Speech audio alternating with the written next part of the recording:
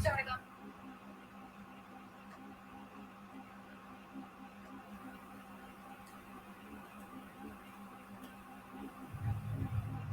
I joined Uber One for the $0 delivery fee on roasted dogs, Hawaiian pizza, no ham, and my favorite, untossed jumps.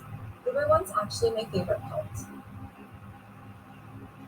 You picked up a pencil at 4 years old and never let go. You wrote with heat. You punctured the patriarchy at 21, and at 29, find yourself in a field of hope, deciding the future you want to draw next. That's Burpee's life. That's life on purpose. Starting off with our number 10 spot, we have Yasin Yawar. This is a man who's on the run because of the horrible crimes he committed in July of last year. He took the lives of 3 people who were a part of his own family. One of the family members was able to escape this horrific nightmare and was able to make it safely to the neighbor's house where they could call the authorities for help. Since these horrific crimes, he has gone missing and no one is sure of his whereabouts. Right now it is speculated that he likely escaped from Poland where the crimes took place, but his exact whereabouts remain quite a mystery. In our number 9 spot today, we have Victor and Natalia Wolf. We've got a 2-for-1 on this one. A husband and wife team like Bonnie and Clyde were on the run for their alleged involvement in a massive real estate scheme. Of course, it's not a new idea to buy real estate for cheap and then sell it for more than you purchased it for, but these guys decided to go one step further and skip that whole first part. They wouldn't even buy the properties, they'd just sell them.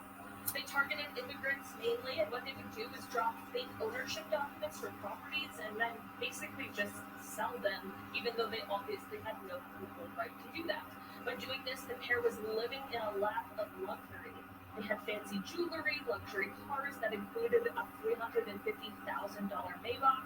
They were living out their dream, but this was back in the early 2000s, and everything changed when the housing bubble burst. In the end, the pair was indicted by a grand jury in 2011, but by then it was too late.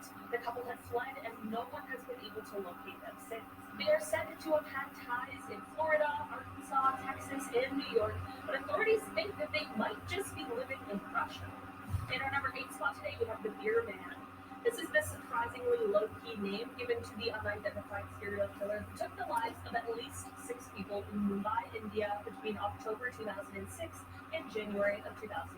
It's a lot of people in a very short amount of time. The reason this unidentified monster is called the Beer Man is due to one fact about each crime scene, which ended up being how they linked these crimes together in the first place.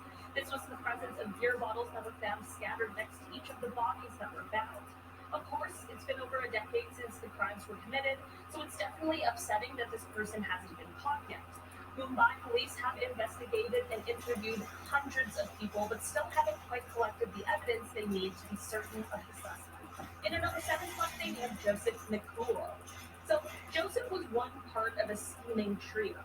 He, along with 2 other men named Cameron Campbell and Donald Manning, formed a company called Bricks and Bricks. This group was built on promising a pretty stellar deal where an investment would guarantee you a 10% return per month, and that it was risk-free because the money was actually insured by the State Bar of California. And not only this, but also this money would be lent to countries that were experiencing war in Eastern Europe so that they would be able to purchase refrigerators for citizens who were impoverished. Wow, that's quite a deal, isn't it? I don't know. Something about it seems too good to be true. But maybe that's because I know what happens next. Of course, in 2006, it turns out that a grand jury indicted the 3 men because, well, there were no fridges, there was no insurance as promised, and of course, there was no monthly return, 10% or otherwise. Both Cameron and Donald pleaded guilty to their charges of fraud and conspiracy, and they served their time for their crimes. But not good old Joe. No, of course, that guy has to flee and just disappear into the wind. Some authorities believe he may be hiding in Europe, while others believe he may be in the Philippines. In our number 6 spot today, we have the Honolulu Killer. This is another one of those pesky, horrifying, unidentified serial killers who, of course, was active in and around Honolulu, Hawaii. These crimes took place in 1985 and 1986, and throughout those years, it is said that whoever is responsible for these crimes took the lives of at least 5 women. The women seemingly didn't have any connection to each other as they were from all different walks of life, but because of the gruesome similarities of each crime, authorities were able to determine that they were likely committed by the same person. the years it's been, the perpetrator has never been identified and could still be out there somewhere, hiding from taking responsibility for their actions. In our number 5 spot today, we have John and Julianne Dimitrion. Back with another husband and wife team, this pair were mortgage brokers turned fraudsters. They were last seen in July of 2010, which was just before they were set to appear in a federal court in Honolulu to face the consequences of their schemes, which they had previously pled guilty to. Basically, the pair had another company called Mortgage Alliance, and this company would target homeowners who were in trouble and facing things like foreclosure. The pair would often purchase their homes and help repair their credit. They claimed that they would invest the funds, but rather than doing this, they instead kept the money for themselves to fund their expensive hobbies, which included collecting things like high-end electronics, airsoft replica firearms, and designer purses, shoes, and lingerie. At least they were using their money responsibly. You can tell that they just really needed it, which I respect. The pair has, of course, been on the run for over a decade now, which means that they truly could be anywhere, and authorities have received tips of their potential whereabouts from all over the world. Currently, there is a $10,000 reward that the FBI is offering for any information that leads to their arrest. Check out this PDF. Access to banking, trading, and rewards together. In my day, I had to bank on one app and trade on a completely different app. You know what I did for rewards? Yes, the third app. Third app. Just saying. TD, ready to help you move forward.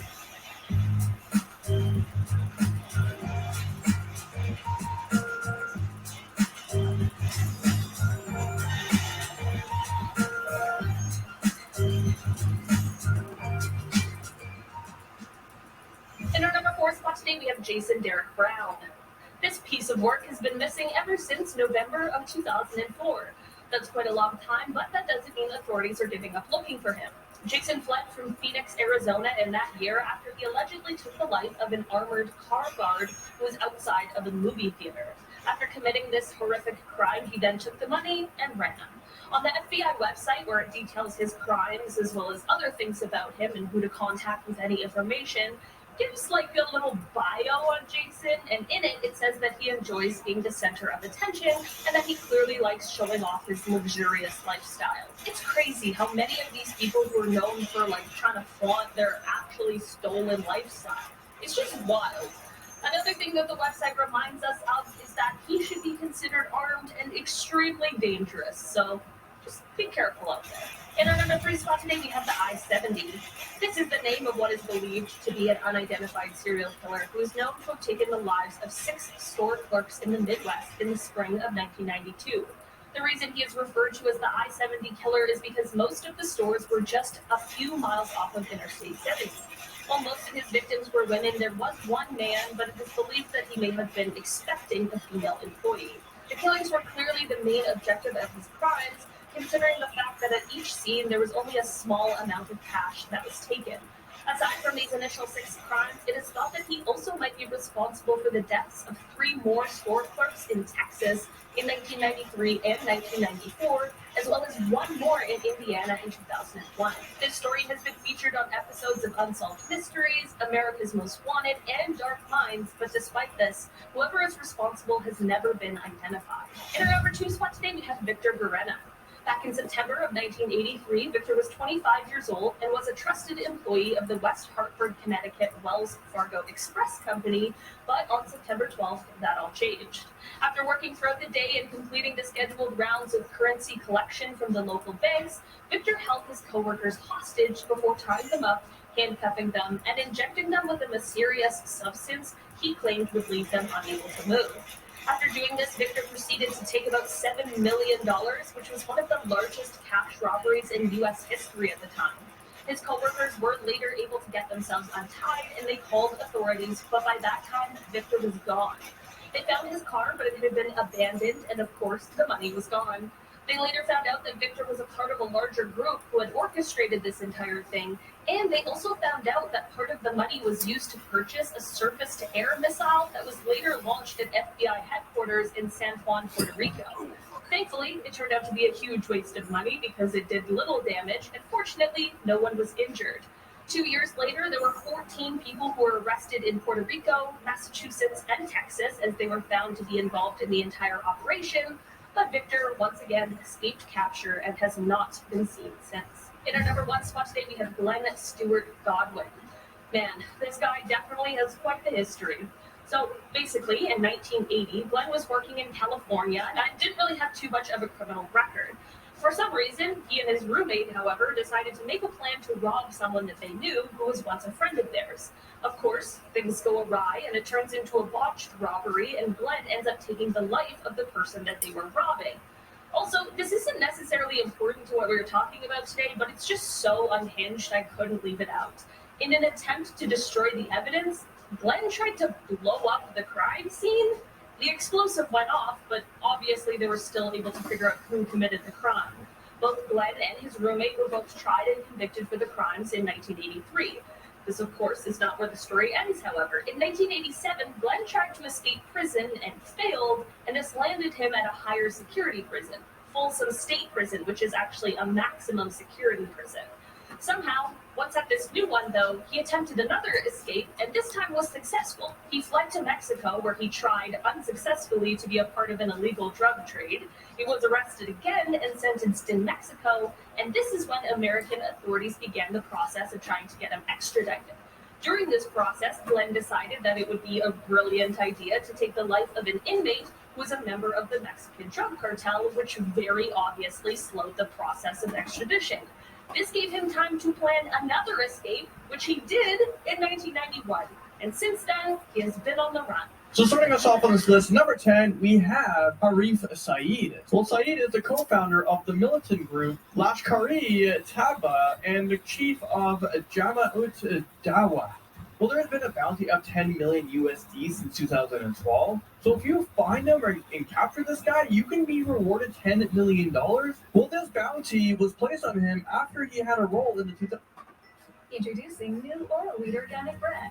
Great taste you can feel good about with our eco-friendly practices and giving back to the communities we serve through 1% for the planet. Sustainability never tasted so good. New oral wheat organic.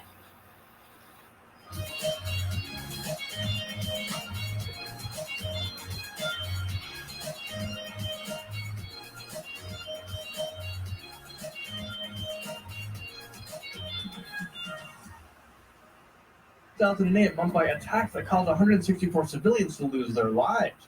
However, he claims that he had nothing to do with the attacks, and he laughed at the bounty that is out for him, stating, "I'm living my life in the open, and I might be somewhere in the US. I'm here in front of everyone, and I'm not hiding in a cave." Pretty damn terrifying, if you ask me. In our number 9 spot today, we have the River City Ripper. One of the most terrifying things that exists are serial killers who are still on the loose, especially when